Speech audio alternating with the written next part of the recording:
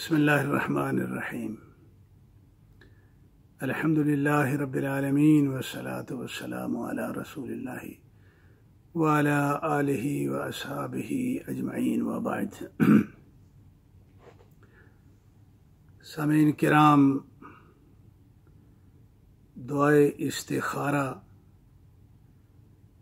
इसके मुताल्लिक़ कुछ तरबियती और तक़र्रुब इल्लाह के मुआमलात की वज़ाहत करना मकसूद है। उम्मीद है गौर फरमाएंगे।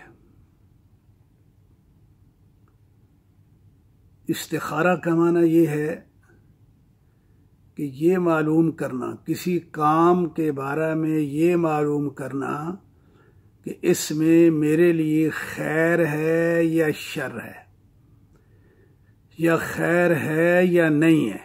इसको इस्तिखारा कहते हैं। इस्तिखारा बुनियादी तौर पे एक मशवरा है, मुशावरत है, जिसमें किसी दूसरे से मदद ली जाती है किसी भी मामला के बारे में कि इसको करना बेहतर है या नहीं है। ये इस्तिखारा है। भाइयों, सबसे पहले तो आप ये बात जहन में रखें कि अल्लाह की तरफ से बंदे को ये गुंजाइश देना कि ए बंदे, तू तेरी मर्जी, जब जी चाहे तू मेरे साथ अपने मामलात में मशवरा कर लिया कर। इसको जरा दिमाग में बिठाइए, दिल में बिठाइए कि ये कितनी बड़ी ऑफर है ये। और फिर अल्लाह के साथ मशवरा की हालत यह है कि उसका दिया हुआ मशवरा गलत नहीं हो सकता, उसमें गलती की कोई गुंजाइश नहीं है। तो एक तो मैं ये इंतहाई तवज्जो इस बात पे आपने दीजिए, अल्लाह ताला की तरफ से हमें आफरें हैं जिनको हम एक टका भी वक़्त देने के लिए आज तैयार नहीं हैं। मादरत के साथ हमारा रवैया ऐसा ही है, अल्लाह के साथ हमारे मामलात ऐसे ही चलते हैं।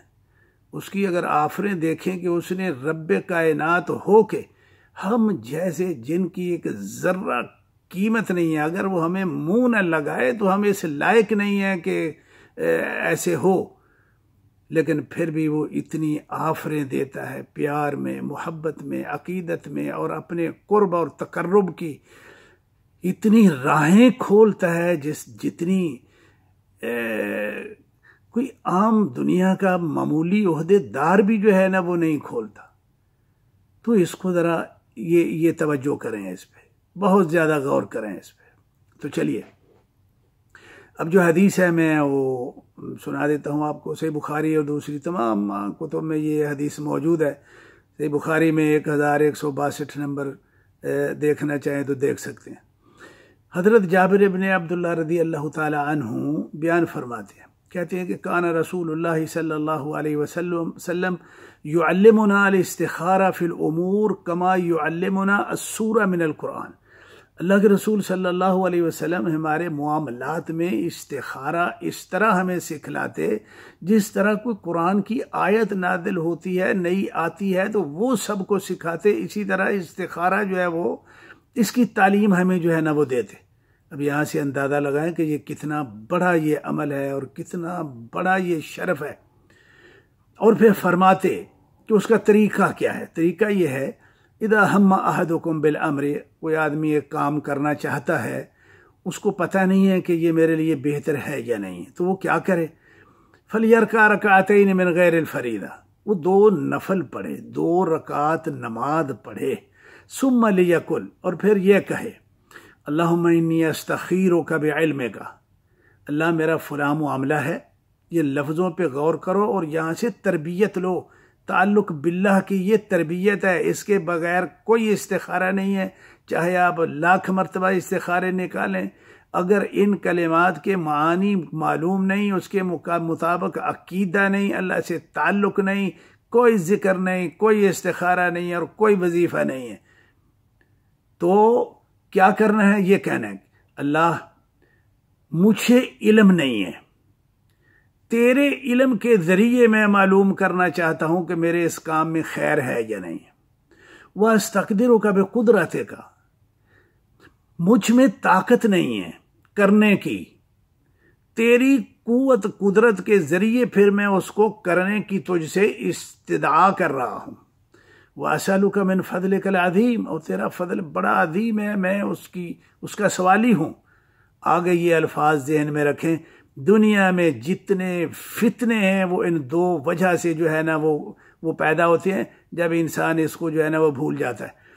फरमाया फ़इन्नका तक़दिरु वला अक़दिर, अल्लाह मैं ये क्लियर कर रहा हूँ, अपनी पोजीशन क्लियर कर रहा हूँ कि तू जो करना चाहे कर सकता है, मैं कुछ नहीं कर सकता।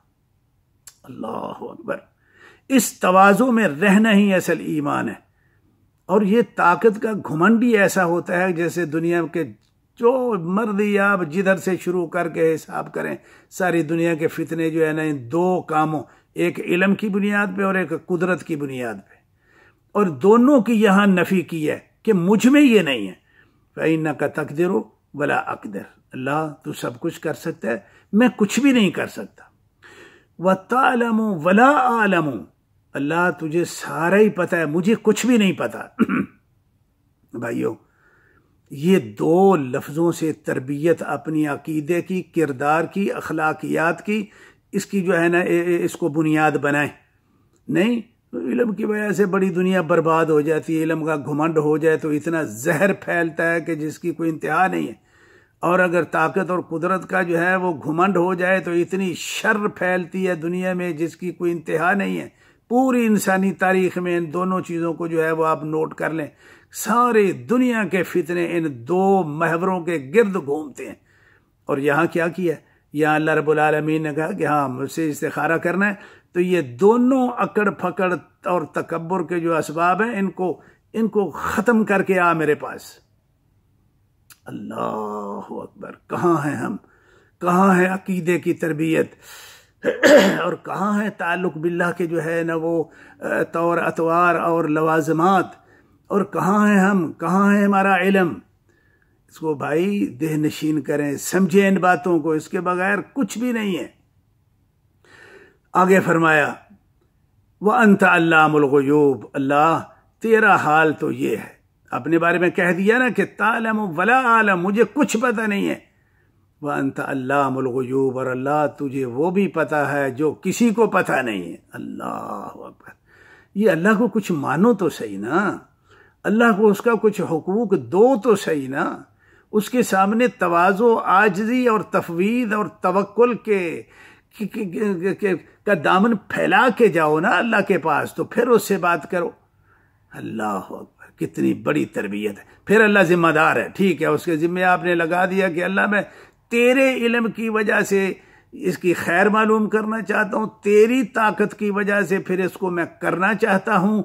तो देखिए फिर जो भी खैर होगा वही कुछ होगा, और वो आप करना चाहेंगे तो कर भी सकेंगे।